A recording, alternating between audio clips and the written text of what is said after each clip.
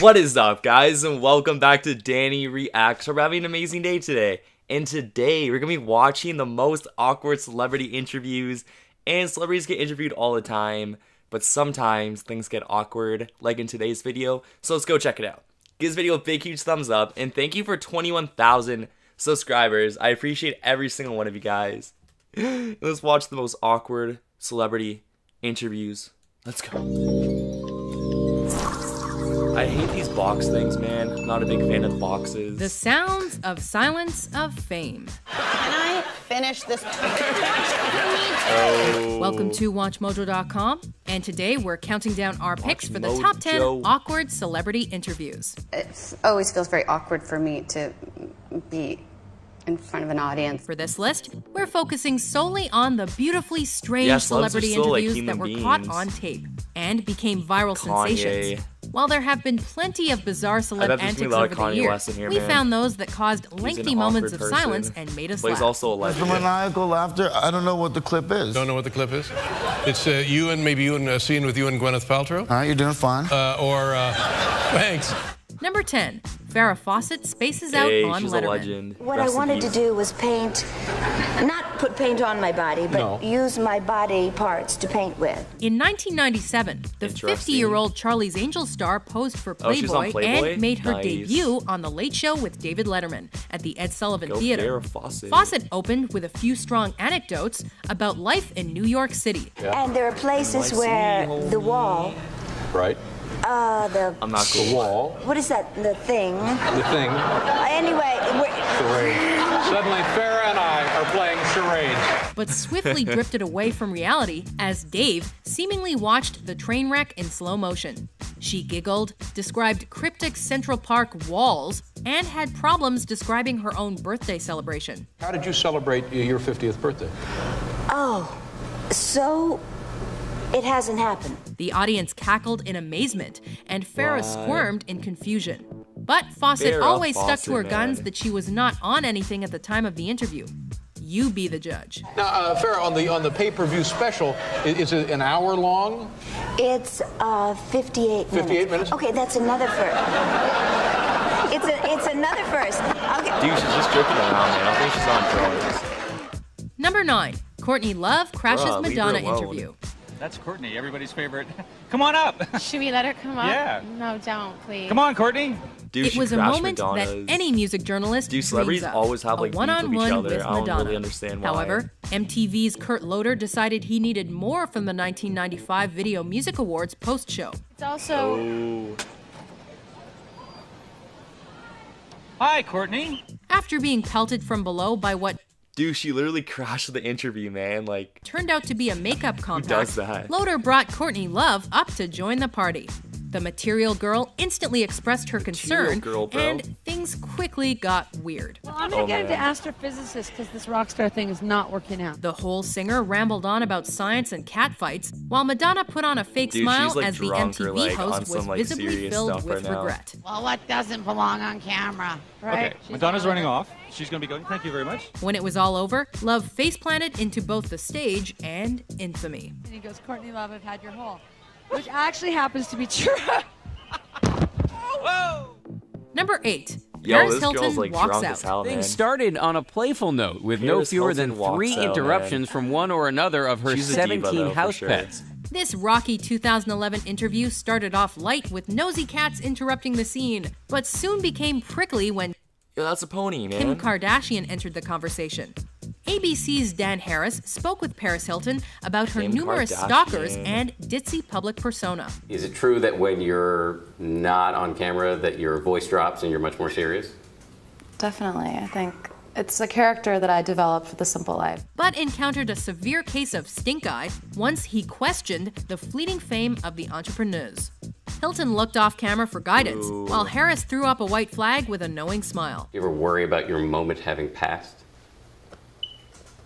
You want to wrap up? The two hugged it out, but ABC Rude. ultimately mocked Ms. Paris during their intro segment to the piece. She said she was watching the show, she got an outside perspective on their relationship and decided it wasn't quite working. Alrighty then. Dude, that's not a really cool question. Number 7, Mel Gibson's Gone to the Dogs. We all exchanged pleasantries, and well, then things got Gone less to the pleasant. dogs, bro. Mel Do Gibson. not, we repeat, do not bring up the past to Mel Gibson. After his 2006 drunk driving arrest, the actor took several years off, but returned to the spotlight for the 2010 thriller Edge of Darkness. Right. Lie down. Be dead. Ooh, shot right During in an the leg, interview man. with veteran entertainment suck. reporter I've never Sam been shot Rubin to before, promote but, the like, flick, that would Gibson suck. took offense when his alleged anti-Semitic tirade was brought up, and shot back at the reporter with a sharp retort. I gather you have a dog in this fight.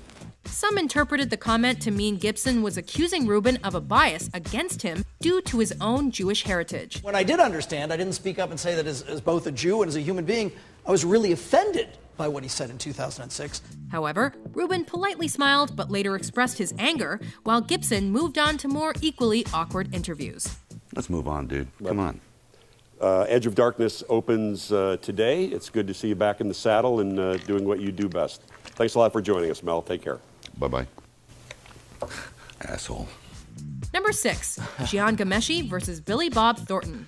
Billy Bob, you guys formed only in the last Billy couple Bob. of years, right? That name, though. I don't know what you're talking about. The American country Oh, I know rock that guy, band yeah. The Boxmasters formed in I don't know his 2007 name, but, like, his face looks, and like, really were fortunate familiar. enough to You appear know what I mean? on Canada's acclaimed He has Q a radio familiar show face. just a couple of years later.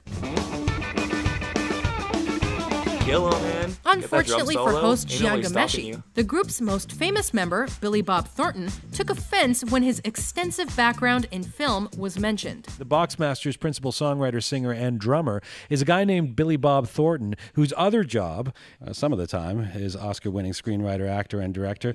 For almost half of the 13-minute interview, Thornton gave cryptic answers while his bandmates looked like they had just seen a puppy run over by a semi. I'm just trying to do a show and give people context for who you guys are. Even though Thornton's fame brought attention to the band, Yikes. he made it clear that said fame shouldn't be discussed.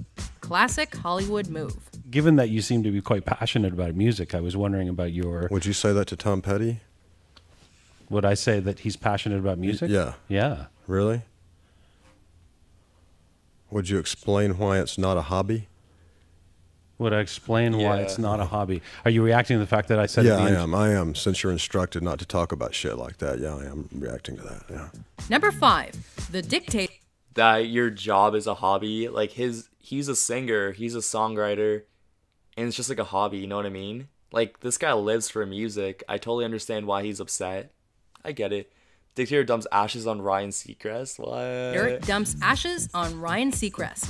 Yes, I love it here because it gave me an opportunity to bring my dear friend and doubles tennis partner, Kim Jong-il. At the 2012 Academy Awards, I've never Sacha seen Baron this Cohen movie, but showed it up looks in really character funny. and accompanied by sexy female him. guards for his red carpet arrival, and made it rain all over a surprised Ryan Seacrest. That's so funny. It was his dream to come to the Oscars and to be sprinkled over the red carpet and over Halle Berry's chest again. Baron Cohen was promoting his latest film, The Dictator, This and guy's was crazy, carrying an man. urn supposedly filled This with the fool. ashes of recently deceased North Korean dictator Kim Jong-il.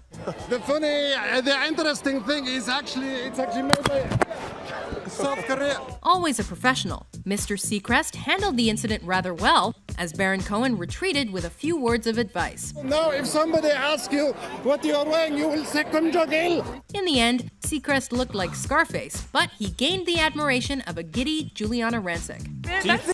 Dude, Ryan is so calm, man. I respect that a lot. I would be pretty upset if somebody poured ashes on me on the red carpet in a nice new suit. But Ryan seems okay with it, so good job, Ryan. I'm lucky. Number 4, Martin Bashir interviews Michael Jackson. Oh, Black the legend people himself. Were called colored people because we come in all colors. Over the course of 8 months from 2002 to 2003, the King of Pop was followed and interviewed for a British documentary, ostensibly to see what his day-to-day life was like. We bought these, right? And these? And these? You like your urns, don't you? Yeah. However, MJ made the unfortunate admission that he slept in bed with children. But I have slept in bed with many children. I sleep in bed with all of them. Journalist and host Martin Bashir expressed his concerns to Michael Jackson, who defended his actions by citing love. It's very loving. That's what the world needs now. More love, more The world needs more heart. the world needs a man who's 44 sleeping in a bed with children. No, you're making it all wrong. Jackson recalled his experiences sleeping with Macaulay and Kieran Culkin, and actually spoke like a child as he remembered hot air balloon excursions at Neverland Ranch. Can you understand why people would worry about that? Because they're ignorant. The entire documentary stunned audiences and ultimately led to a sexual abuse trial. Michael Jackson was found innocent of all charges. Did they really add that into like the documentary? That's ridiculous, man. And Macaulay I can't say his guy's name, but like the kid who played Home Alone, Macaulay Culkin. There we go. He like testified in court that like Michael was like nice to him, and Michael never did any of the claims that people have made about him. He's a real genuine guy, man. He never had a childhood, so like he likes. Number 3, Tarantino shut down. It's interesting that you have a different view, and I'm just trying to explore that. And I don't want to. Because I'm here to sell my movie.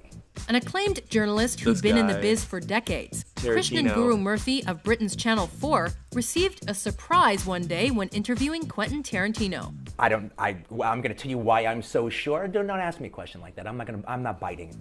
There to promote his new film, Django Unchained, the director shunned his questions about violence. I've never seen this movie before, well, it's a movie. It looks pretty good. It's a fantasy. Actually, shunned is an understatement. And I'm shutting your butt down. It's no secret that Quentin Tarantino's made some of the bloodiest films over the past 25 years. But he unleashed the crazy eyes once the interviewer asked about the real-life implications of such violence. It's none of your damn business what I think about that. Well, it's my job to ask you why you think that. And I'm saying very influential. no. Guru Murthy chuckled, and Tarantino torched him with a verbal smackdown that left the dapper host both confused and amused. He torched him. And it's all about knowing when to retire. It's all about knowing when to hang up the gloves, or in my case, I guess the megaphone. Quentin Tarantino, thank you very much. Thank you. Number 2, Charlie Sheen is winning. Classic. Yeah, I am on a drug. It's called Charlie Sheen. The internet went wild in 2011 as one of Hollywood's most exuberant personalities officially, well, let's say, took a break from reality. I'm an F-18, bro, and I will destroy you in the air, and I will deploy my ordnance to the ground. In an at times hilarious but also troubling interview with Andrea Canning, Charlie Sheen explained that he wasn't bipolar, but rather by winning. I'm by winning. I win here and I win there. And had tiger blood among his many quotable quips. Tiger blood. You know, I get tiger blood, man. The ABC host pressed the actor about his a lot of relentless drugs partying, at this point which of led his, like, Sheen career. to boast that his antics But would make Charlie's Frank much better Sinatra now. and Keith Richards look And he like has, like, droopy-eyed, another show armless that he's children. on. Social media went I crazy, don't really watch and TV, so but like did he's on like a Sheen. new show. Are you gonna OD? Are you No, gonna die? that's for amateurs. Come on, no, I'm fine. I've always had a plan, and I've always executed it perfectly. Before we unveil our top pick, here are a few honorable mentions. Yo, what's number 1? And Joaquin, I'm sorry you couldn't be here tonight. I would slash my hooves. No, I love this film. Oh, yeah. That's very nice of you to joke about. It's a joke.